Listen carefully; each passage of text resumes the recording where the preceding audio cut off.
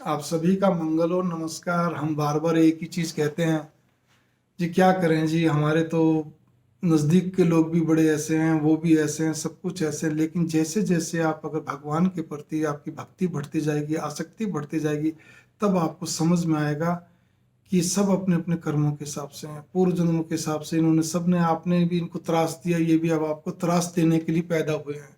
आपसे अपने हिसाब से बदला ले रहे हैं। जिनको आप बहुत घनिष्ठ मानते हो, जिनको आप घनिष्ठ समझते हो, वो आपके लिए कृतघ्न बन जाते हैं। वो आपके सामने हेठी ढिठाई दिखाते हैं और आप तड़प के खड़े हो जाते हैं।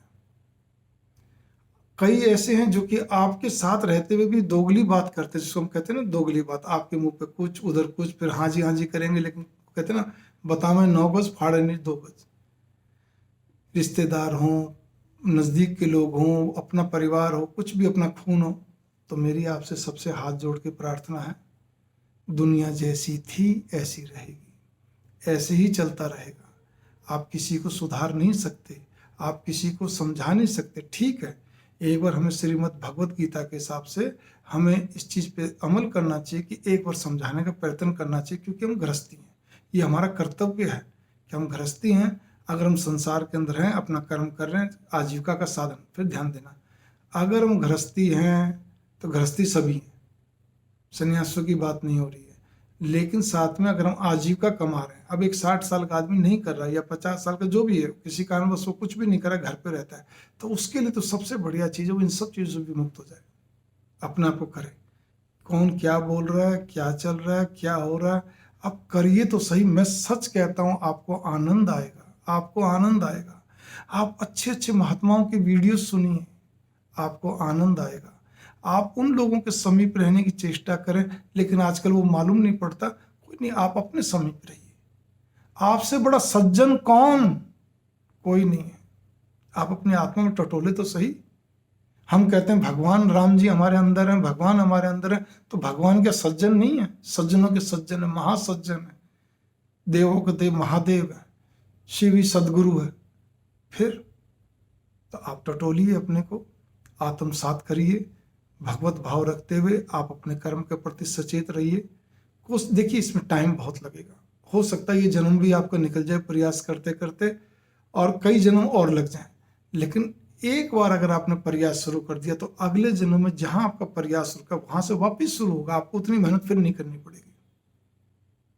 जैसे आपने आज 10वीं पास कर ली है, तो कल को आप जब 10वीं का सर्टिफिकेट दिखाते हैं, 10 साल बाद भी आपकी पढ़ाई करने के मन में आती है। आपने ग्रेजुएशन कर रखा है, लेकिन आपको 20 साल बाद फिर कभी कभी ऐसे एग्जाम्पल मिलते हैं, 20 साल बाद, 25 साल बाद उनके पढ़ाई करने की मन में आती है, जब मैं अगर पीजी कर लेता हूँ और या और भी कुछ पढ़ाई कर लेता हूँ, तो उनको क्या दिखाना पड़ता है जी, मैंने 20 साल पहले बीए करी थी।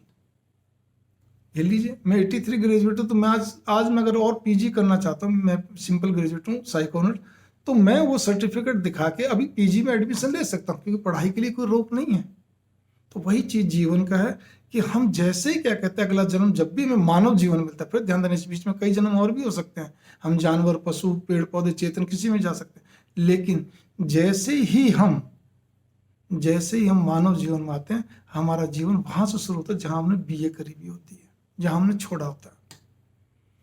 तो इसके लिए बस ये, लेकिन इसके लिए प्रयास क्या करना है वो भी आप गौर कर लीजिए। जीव पे भगवान नाम होना चाहिए। ये कहने से काम नहीं चलता जी, हम तो जी मानसिक करते हैं, मतलब मन ही मन में हम सब ध्यानते हैं। वो अपने आप, पहले आप जीव पे लाइए, 5-6 महीने, 8 महीने आपको लगेंगे। जब हम किसी बात नहीं करें, लिख नहीं रहे, बोल नहीं रहे, पढ़ नहीं रहे, अपना करते चलिए। एक दिन ऐसा आएगा आपके अंदर बस जाएगा। मेडिकल साइंस का नियम है। वो कैसे मालूम पड़ेगा? रात को नींद खुलेगी, चलता मिलेगा, टॉयलेट में बैठे हो तब भी नहीं होगा, तब समझ लेना वो आपके अंदर बस गया। फिर क्या होगा? वो ऑटोमेटिक फिर वो मानसिक चलता रहेगा, आपको रुकने से भी नहीं रुकेगा। ये नहीं कि हम सुनते हैं, ऑडियो सुन रहे हैं, वो सुन रहे हैं, वो मंत्र सुनते हैं, वो अलग चीज है। वो ध्वनि का एक अलग प्रभाव होता है, लेकिन खुद के करे हुए का तो कोई भी मतलब अमूल्य है। उसकी कोई कल्पना नहीं कर सकते कितना लाभ मिलता है। तो इस चीज पे गौर कर लीजिए, खुद का जप करा हुआ, और इन स्थूल आंखों से, इस स्थूल शरीर के स्थूल आंखों से हमें, मतलब इन आंखों से हमें भगवान के उस स्वरूप को, जिस इष्ट को आप बहुत मानते हैं, आप दुर्गा जी को मानते हैं, काली माँ को मानते हैं, हनुमान जी को, राम जी को, अयप्पा को, तिरुपति बालाजी को, जिसको भी आप मानते हैं, शिव जी को, आप उस स्वरूप को अपने बेडरूम में भी रखिए, जो स्वरूप उनमें भी जो अच्छा लगता है वही रखिए, ताकि आपकी आंखें लगातार उसको देखते रहे, आप कुछ देर बैठ के उसको देखते रहें। तो आप देखेंगे थोड़े दिनों बाद वो स्वरूप भी, और कुछ कुछ देर में बीच में आंख बंद करके उसको ध्यान करते रहें, कई महीनों बाद वो स्वरूप आपके अंदर बस जाएगा। बस इतना ही बहुत है। और अच्छे ग्रंथों को पढ़ने के लिए समय निकालना पड़ेगा, हर हालत में कसम खा के, संकल्प लेके, जो भी कुछ समझ लीजिए, ये तो करना पड़ेगा। आप चलिए टोटल मिलाकर अगर 1 साल तक ऐसा कर लेते हैं, फिर ध्यान देना, काम भी कर रहे हैं, गाड़ी भी चला रहे हैं, डॉक्टरी, सीए, चार्टेड अकाउंटेंसी, सब जो भी कुछ आप प्रोफेशनल हैं, दुकानदार आप कर रहे हैं, लेकिन ज्यों थोड़ा सा भी 1 मिनट का भी खाली समय मिला तो आपका जाप शुरू हो गया। आपका क्या कहते हैं, घर में आने का, चाहे आप रात के 11 बजे आ रहे हैं, लेकिन आप बिना कोई एक चैप्टर पढ़े ग्रंथ का आप नहीं सोते हैं, खाली 1 पेज। तो आप इस बात पे गौर करिए, धीरे धीरे करते करते करते करते साल भर बाद जाप भी बच जाएगा, आप देखेंगे पहचान बता दी, और आपके भावनाओं में बड़ा भारी एक पॉजिटिविटी पैदा हो जाएगी। आपके इलेक्ट्रॉन, प्रोटॉन, न्यूट्रॉन एक गजब के आपके अंदर पॉजिटिव पैदा हो जाएंगे चारों तरफ, और आपको बहुत आनंदित लगेगा। धीरे धीरे आपको संसार में हर चीज ये लगेगी।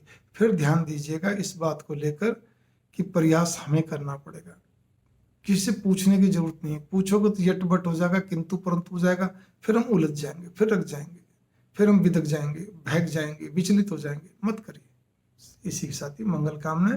आप कुछ भी काम करते हैं अपना करते चलिए, जाप को मत छोड़िए। मंगल।